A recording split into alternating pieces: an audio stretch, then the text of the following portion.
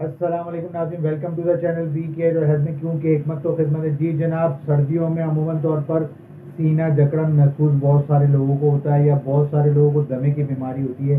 तो उनका मसला जो है नवंबर से लेकर फरवरी तक दमे वाले पेशेंट्स हैं, बहुत ज़्यादा एहतियात करें। और ये एक ऐसा ज़बरदस्त आसान सा नुस्खा बताने लगा हूँ सिर्फ 3 चीज़ें का इस्तेमाल से, और एक शहद जो इसमें हर चीज़ का इलाज मौजूद है, कलौंजी जिसमें भी हर चीज़ का इलाज मौजूद है।